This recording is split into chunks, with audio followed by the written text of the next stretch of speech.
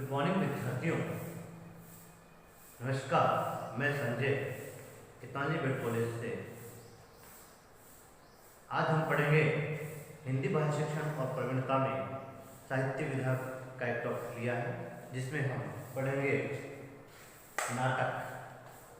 नाटक के बारे में आप सभी जानते हैं कि नाटक किस प्रकार का होता है। इसमें संवाद होते हैं और पात्र होते हैं जो हमें समझाते हैं कि किस प्रकार हम इसे समझ सकते हैं। नाटकों में अधिकतर संघर्ष, जीवन के जो संघर्ष दिए हुए हैं वो बताए जाते हैं। तो खैर हम ये जानकारी लेते हैं कि नाटक कहते हैं किसे। देखिए विद्यार्थियों, कि नाटक शब्द की जो उत्पत्ति हुई है वो नट धातु से होती है, जिसका अर्थ है साहित्य भावों का प्रदर्शन। साहित्य भावों का प्रदर्शन, साहित्य भाव का प्रदर्शन किस प्रकार, जिसमें जो साहित्य में लिखा हुआ है, ये नाटक में जो लिखा हुआ है वही हमें पता लगता है। और एक हमारे सामने दृश्य चलता है कि ये जो कल्पित नाटक है या पौराणिक है या कैसा भी है, वो हमारे सामने एक छवि सामने आती रहती है, तो वो एक तरह का नाटक है। इससे हम ये भी कह सकते हैं कि नाटक दृश्य काव्य के अंतर्गत एक रूपक का एक भेद है। दूसरे शब्दों में हम ये कह सकते हैं नाटक का संबंध अभिनेता से होता है और अभिनेता की विभिन्न अवस्थाओं की अनुभूति को नाटक कहते हैं। जैसे हम सीरियल धारावाहिक देखते हैं टीवी पे, तो वो एक तरह से नाटक का प्रसारण होता है। वहाँ पे जो पात्र जो दिए हुए रहते हैं वो अपने अपने संवाद बोलते हैं और हमें समझ में आता है कि वह क्या क्रिया कर रहे हैं। तो इस तरह से नाटक का एक दृश्य सामने आता है। ठीक है, आगे देखिए, नाटक जब पढ़ते हैं तो इसके कुछ न कुछ इसके बनाने के जो तरीके या हम इससे क्या सीख रहे हैं, इसको बनाने में क्या क्या प्रक्रिया लगी, या हम ये कह सकते हैं कि ये चौक है, चौक को हम जब देखते हैं किससे बनी, कौन सा मटेरियल इसमें लगा है। तो इस प्रकार हम ये जान सकते हैं कि नाटक में क्या क्या साहित्य विधाओं का प्रयोग किया गया है। तो ये भी हम जानकारी ले सकते हैं। देखिए विद्यार्थियों, नाटक के तत्व, इसे हम नाटक के तत्व कहते हैं। जैसे सबसे पहले आएगा कथा वस्तु। कथा वस्तु वह होती है जिसमें कथा के माध्यम से पूरे नाटक को सजोया जाता है। जैसे नाटक का ये एक प्राण तत्व है, ये प्राण तत्व है। और नाटक ऐतिहासिक भी हो सकते हैं, पौराणिक भी हो सकते हैं, कल्पित भी हो सकते हैं, ये दोनों ही तरह के हो सकते हैं। इसीलिए नाटक को प्राण तत्व कहा गया है। जो कथा वस्तु है इसको प्राण तत्व कहा गया है। इसके दो प्रकार हैं कथा वस्तु के, जिसमें एक है आधिकारिक कथा, एक है प्रासंगिक कथा। दूसरा आता है चरित्र चित्रण। चरित्र चित्रण में देखिए विद्यार्थियों, पात्र योजना, इसमें हम पात्रों को देखते हैं, इसमें कितने पात्र हैं और अपने जो पात्र जो दिए गए हैं वो इसमें क्या क्या हमें समझा रहे हैं, क्या क्या बता रहे हैं। चरित्र के प्रति पाश्चात्य दृष्टि, स्वाभाविक और एहसास होनी चाहिए। अच्छा चरित्र और चित्त ध्यान, जीवन के अनुरूप चरित्र में सुगति होनी चाहिए। चरित्र चित्रण का तात्पर्य ये कह सकते हैं हम कि उसके अभ्यंतरिक रूप और बाह्य व्यक्तित्व के प्रकटन व संवादों के माध्यम से हो सकता है।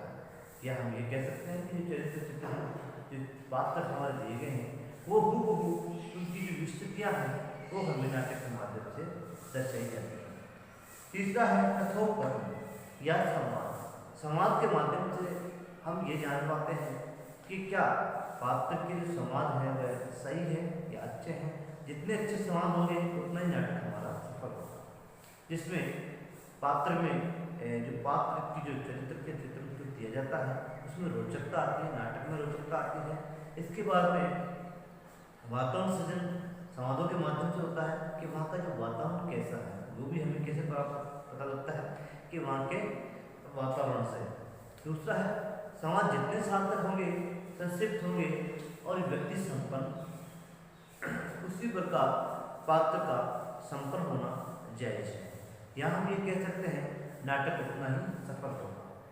नाटक के जो संवाद होते हैं वह भाषा सरल होनी चाहिए, सुबोध होनी चाहिए, प्रभावपूर्ण होनी चाहिए।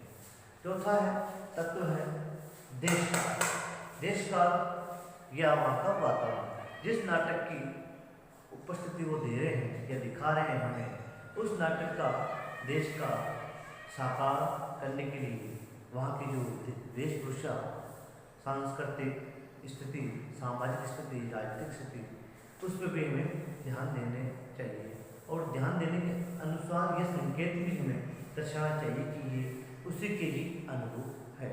अब हम जब जिक्र कर रहे हैं गाँव का और जब हम शहर की बात करते हैं तब वह नाटक सफल नहीं कहलाएगा। पांचवा है आपके भाषा शैली। भाषा शैली को हम ये कह सकते हैं कि जब तक नाटक में भाषा शैली सरल नहीं होगी तब तक नाटक के वह मन मस्तिष्क में नहीं छाएगी। ये कह सकते हैं कि भाषा सरल होनी चाहिए, प्रभावपूर्ण होनी चाहिए, सजीव होनी चाहिए, तभी उसमें सौंदर्यता आती है। भाषा शैली को हम यूँ भी कह सकते हैं कि भाषा शैली से चरित्र चित्रण का जो प्रभाव होता है, जो पाठक के मन पर अति प्रभाव बनाता है, क्योंकि जो भाषा समझ पाएगा तभी तो वह उस नाटक को समझ पाएगा। अगर भाषा ही अच्छी नहीं होगी या सरल नहीं होगी या क्लिष्ट होगी तो इसमें पाठक नहीं समझ पाएगा। छठा है उद्देश्य। नाटक का जो उद्देश्य होता है वो एक पाठक के मन में ऐसी विचारधारा बनाता है कि इस देश का या इस वातावरण में क्या क्या स्थितियाँ उत्पन्न हुई। यह वह हमें ये दर्शाता है कि संघर्ष का जो जीवन है वो किस प्रकार होता है। नाटक एक मनोरंजन का भी माध्यम नहीं है, ये समाज के सार्थक और विशेष परिस्थितियाँ या प्रस्तुति देना नाटक का उद्देश्य है। नाटक का ये भी उद्देश्य है कि वह हमारे समाज में हो रही जो भी स्थितियाँ हैं वह हमें उजागर करें। तो विद्यार्थियों, आज के लिए हमने जाना कि नाटक किसे कहते हैं और नाटक के कौन कौन से तत्व हैं। तो विद्यार्थियों, अगर आपको ये वीडियो पसंद आया तो इसे ज़रूर लाइक कीजिएगा, शेयर कीजिएगा और सब्सक्राइब